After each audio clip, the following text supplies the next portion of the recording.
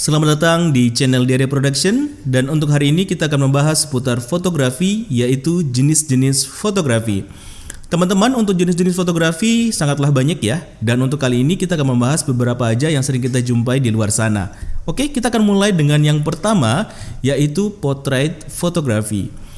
Yang menjadi kekuatan utama dari jenis fotografi yang satu ini adalah karakteristik dan kepribadian yang unik dari setiap orang. Nah, bukan semata menampilkan foto manusia saja. Nah, potret fotografi yang baik itu harus mampu menangkap ya ekspresi, mimik, kepribadian maupun suasana hati seseorang agar foto yang dihasilkan lebih berkesan. Nah, untuk mendapatkan itu ya, maka wajah seseorang menjadi fokus utama agar kesan emosionalnya dapat dimunculkan seperti itu. Berikutnya ada namanya yang disebut dengan landscape photography. Nah, Tuhan itu menciptakan semesta yang terlalu indah untuk dilewatkan. Maka dari itu, landscape photography memfokuskan objeknya pada pemandangan alam seperti pantai ataupun gunung, dan masih banyak lagi pemandangan yang lain ya. Nah, agar hasil dari landscape photography kita ini bagus ya, maka kita perlu mempertimbangkan momen yang tepat untuk memotret tentunya. Nah, misalkan nih kita ingin memotret ya saat matahari terbit atau matahari tenggelam. Tentunya semua itu harus didukung dengan cuaca yang cerah ya.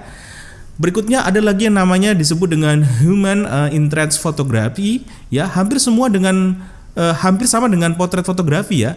Objek utama dari human interest photography ini adalah manusia. Namun tentunya ada yang menjadi perbedaan antara keduanya tentunya ya. Nah, kalau di potret fotografi itu fokus untuk menangkap ekspresi manusia yang menjadi objeknya. Sedangkan di human interest photography itu lebih menonjolkan bagaimana sisi kehidupan dan interaksi manusia dengan lingkungan sekitar dalam kesehariannya.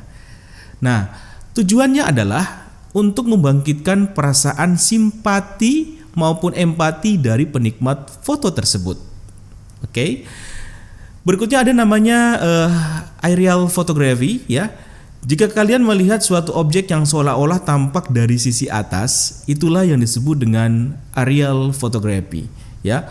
Foto-foto yang dihasilkan oleh jenis fotografi ini membuat kita seolah-olah memiliki mata seekor burung yang melihat segalanya dari ketinggian. Nah, seperti itu. Nah, aerial photography ini ya memiliki ciri yang unik dari pengambilannya, yaitu dilakukan dari atas atau biasa bahasa fotografinya disebut dengan high angle ya. Berikutnya ada stage photography. Nah, kalau jenis fotografi yang satu ini akan sangat pas untuk yang suka atau hadir di konser musik atau pertunjukan lain ya, seperti tari atau teater ya. Seperti namanya, jenis fotografi ini menjadikan orang di atas panggung sebagai objeknya. Nah, gerakannya yang sulit diprediksi ditambah dengan tata lampu atau lighting yang berubah-ubah itu akan menjadi tantangan jika ingin menggeluti jenis stage photography ya. Sehingga kecepatan dan ketepatan mengambil momen menjadi hal yang penting untuk kita kuasai di jenis fotografi ini. Oke. Nah, berikutnya ada lagi yang namanya wildlife photography. Bagi beberapa orang, mengabadikan kehidupan alam liar di habitat aslinya merupakan hal yang sungguh menantang. Bisa bertemu secara langsung dengan aneka ragam hewan yang bebas berkeliaran. Tentu saja itu akan memberikan sensasi yang berbeda dan lebih memicu adrenalin kita. Apalagi jika hewan yang ditemui adalah hewan-hewan buas kayak singa. Wow, ngeri banget ya. Nah, jenis fotografi yang satu ini umumnya hanya dilakukan oleh para fotografer profesional yang menjadi kontributor dari sebuah media. Jadi ya semacam disewa lah seperti itu ya. Berikutnya ada macro photography ya. Objek-objek yang memiliki ukuran kecil seperti serangga atau bunga yang ada di sekitar seringkali kita luput dari perhatian. Namun pecinta jenis fotografi ini tidak akan melewatkannya teman-teman. Sebab keistimewaan dari macro photography adalah membuat objek yang berukuran kecil untuk dapat tampak sangat dekat dengan menampilkan detail yang apik. Seperti itu ya. Nah, untuk melakukan jenis fotografi ini kita memerlukan kamera dengan fitur zoom yang bagus tentunya ya, agar bisa mendapatkan detail-detail objek yang kecil tersebut ya. Seperti itu.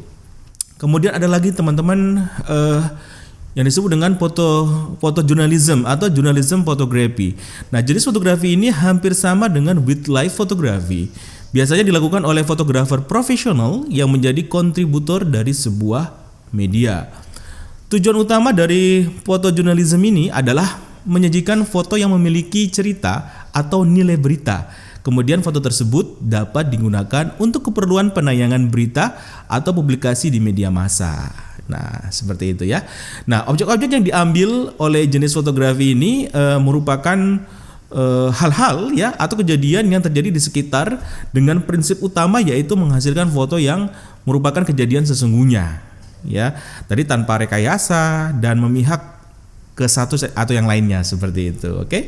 Berikutnya ada fashion photography. Nah, keindahan desain pakaian seperti gaun ya maupun aksesoris fashion lainnya menjadi titik fokus utama dari jenis fotografi ini. Ya, peran dari seorang model peraga fashion memang tidak dapat dipungkiri kehadirannya tentunya ya. Sehingga terkadang fashion photography ini menjadi bias dengan portrait photography. Jadi hampir sama teman-teman. Keduanya memang bisa hadir dalam waktu yang bersamaan ya.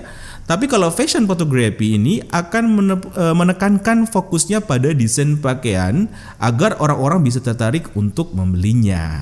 Nah, seperti itu ya. Berikutnya ada namanya street photography. Realitas yang terjadi di jalan merupakan prinsip utama dari jenis street photography ini. Sekaligus akan tampak sama dengan jenis sebelumnya ya, yaitu human interest atau photojournalism.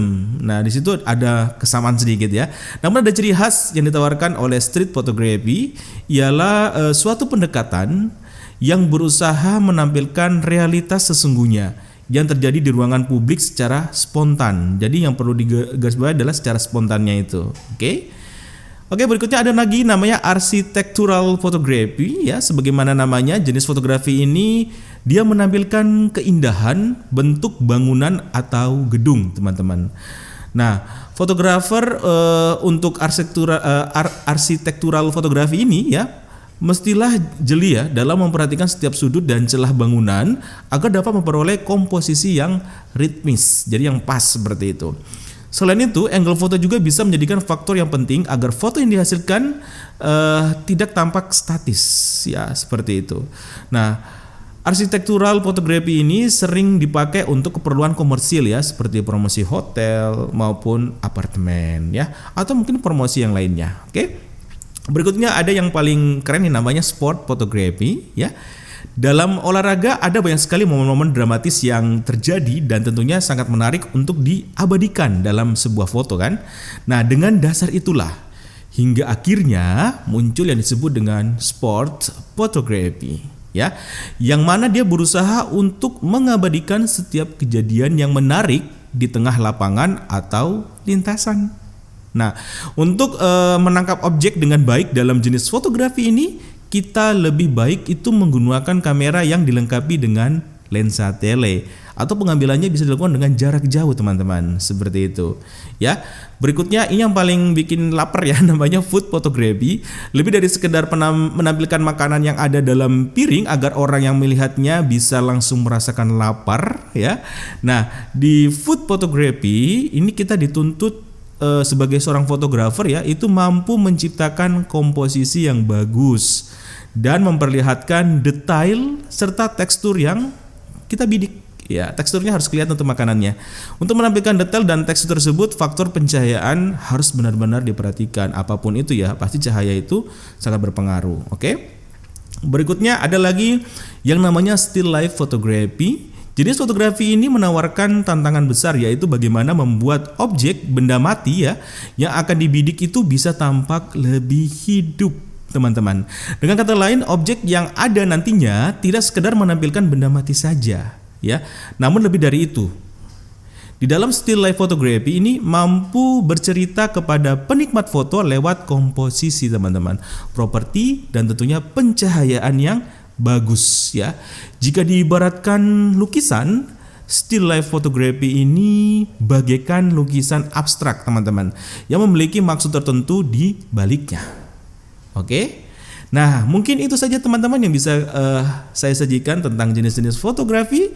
Kalau teman-teman ingin belajar lagi lebih detail, silakan bisa di googling, masih banyak jenis-jenis yang lain. Tapi yang saya sebutkan ini adalah yang sering sekali ada di lapangan ya, seperti itu. Tetap semangat teman-teman, jaga kesehatan. Jangan lupa protokol COVID-19 harus tetap diterapkan dalam keseharian kita. Mudah-mudahan COVID-19 segera pergi dari Indonesia dan kita bisa beraktivitas seperti biasa. Ya, oke, sampai ketemu. Dan jangan lupa di subscribe channel ini karena ini bersifat gratis ya. Di subscribe dan silakan di share. Sampai ketemu di channel Dere Production berikutnya.